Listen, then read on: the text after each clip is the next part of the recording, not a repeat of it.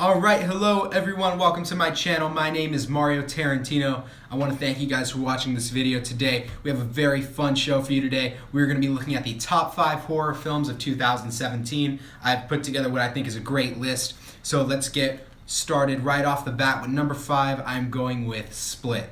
This movie is directed by M. Night Shyamalan, coming back from a bit of a losing streak for a while there, not making very many good movies in the last couple years, but this movie is actually pretty good. It's a psychological thriller released very early on in the year in January, and it follows the story of 3 girls who are kidnapped by a man who has 23 different personalities.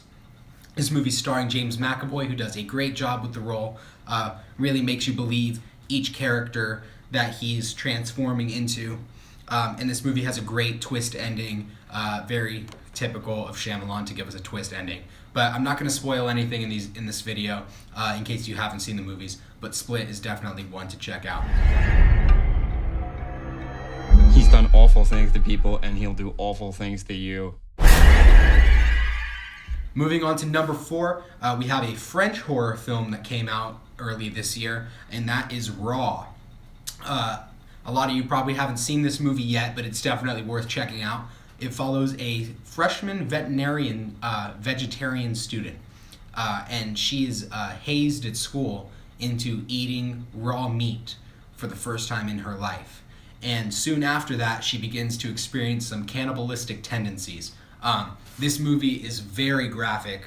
It doesn't really play like a typical horror film. Now, it plays a lot like a drama in certain points, but once it really gets going, it just goes for it. This is a very graphic movie, like I said. If you're squeamish to blood or anything like that, I do not recommend watching this movie because it's pretty realistic looking, but it's just beautifully shot and beautifully made. It's actually available on Netflix right now. Highly recommend that you check that out before Halloween here. It's just a great movie.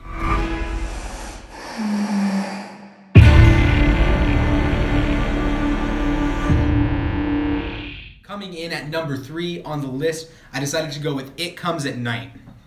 This movie is directed and written by Trey Edward Schultz. He's an up-and-coming director and writer in Hollywood. It's starring Joel Edgerton, who we have seen before. We saw him last year in Rogue One, a Star Wars story. And this movie also plays like a psychological thriller. It really focuses on survival. This is really a movie about survival. And it's a movie about trust. We're locked in a house for most of the film, and we really don't know who to trust. A lot of really cool camera tricks going on in this movie. Once you've seen the movie once, all the way through, and you really look back at it, you see a lot of the camera tricks that they were doing, and it just adds a whole nother dimension to the film. So I highly recommend that you check that out. If you're lying to me, I will kill you.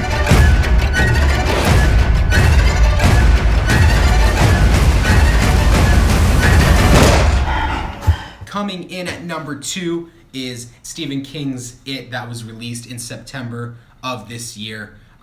This movie just dominated all expectations. It was probably, in all honesty, the most hyped movie of 2017, and it delivered.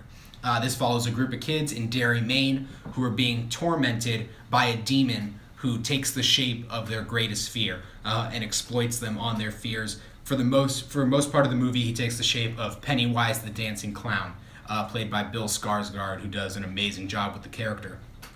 This is a remake of the 1990s TV miniseries of the same name, where Tim Curry played Pennywise the Clown. This movie goes kind of in an entirely different direction, not as campy. It was made for $35 million and has gone on to gross over $500 million at the worldwide box office. So it's just dominating. It's actually still in theaters right now. You can still go and check it out, and I highly recommend that you do before Halloween. But It Chapter 2 has already been greenlit by Warner Brothers, and it's going to follow the same group of characters, but now grown up as they return to Derry. So we're looking forward to that, September of 2019. And one more thing about this movie is, if you're not a fan of horror films, this movie really isn't a horror film. It's scary at certain parts, but for the most part, it plays as a great coming-of-age story for the kids, and it's actually really funny all the way through. A lot of great comedy in this movie by the kids. So if you're not typically a fan of horror films, I recommend checking this one out. It definitely has its scary moments, but for the most part, just really funny throughout the film.